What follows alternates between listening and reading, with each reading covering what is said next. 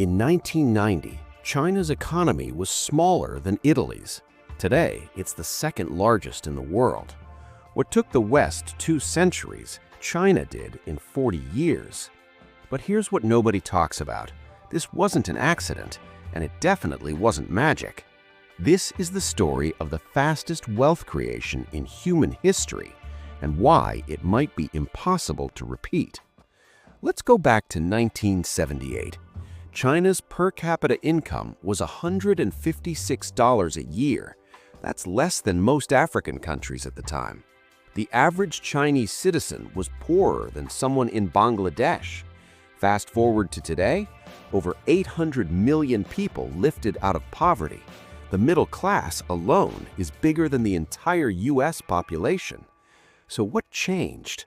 Most people think it was capitalism, or cheap labor, or copying Western technology. They're all half right, but the real answer is stranger than that. China didn't follow the playbook, it wrote a new one. And understanding how it works reveals something uncomfortable about the global economy we all live in.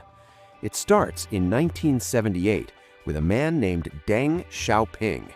He just survived the chaos of Mao's Cultural Revolution, millions dead, the economy in ruins, and he had one job: fix it without admitting communism was wrong. His solution?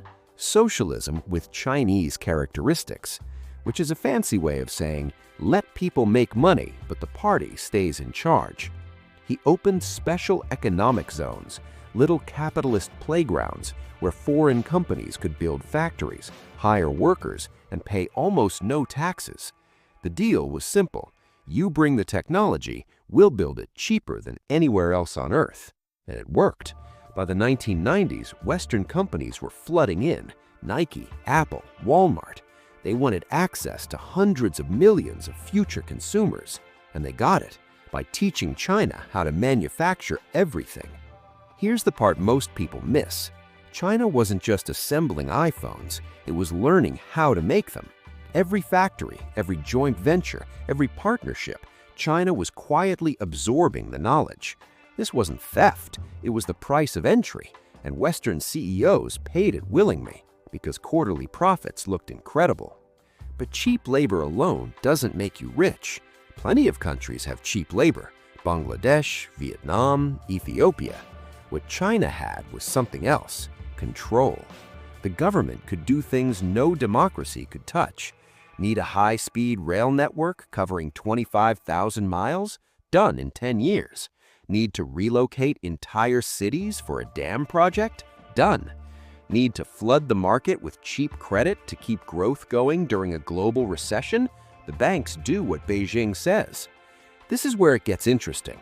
While the West bailed out banks in 2008 and argued about stimulus packages, China just built airports, highways, entire ghost cities in the desert. Was it efficient? Not always. Did it keep people employed and GDP growing? Absolutely. China's government doesn't have to win elections, it has to deliver growth. And for 30 years, it did exactly that. By 2010, China was the world's factory. By 2014, it was the world's largest economy by purchasing power. By 2020, it was out-manufacturing the US, Europe, and Japan combined. Now here's where the story gets complicated. Because all that growth, it came with a price tag. China's debt-to-GDP ratio is now over 280%. That's higher than the US during the 2008 financial crisis. Local governments borrowed trillions to fund infrastructure projects that don't generate revenue. Real estate companies built apartments nobody lives in, entire developments sitting empty because the math only worked if prices kept rising forever. And they didn't. In 2021, Evergrande, one of China's largest developers, defaulted on over $300 billion in debt.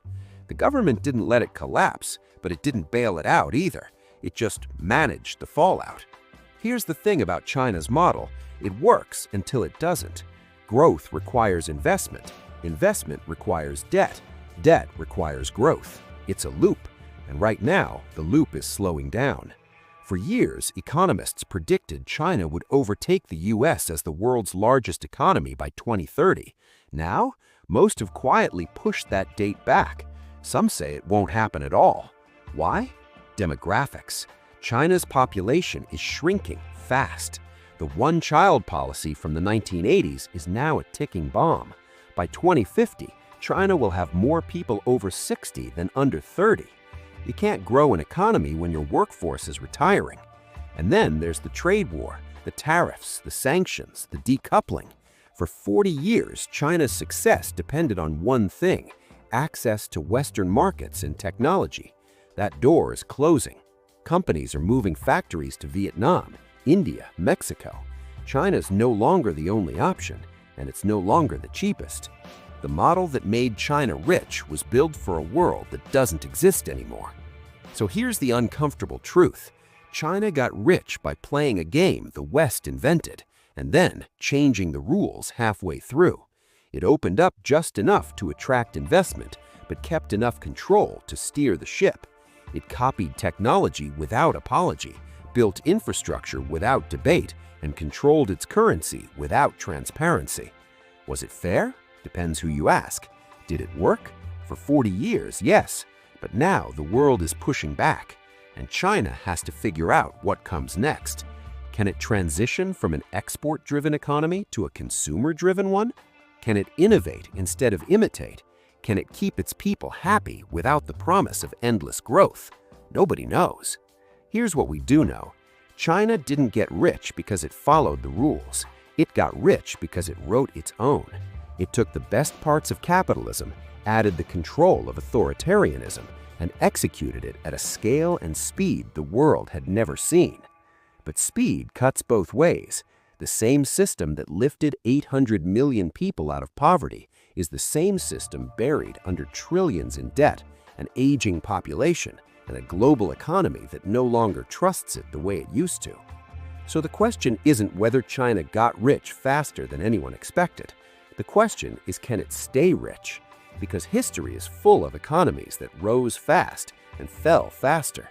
And right now, China is writing the next chapter in real time.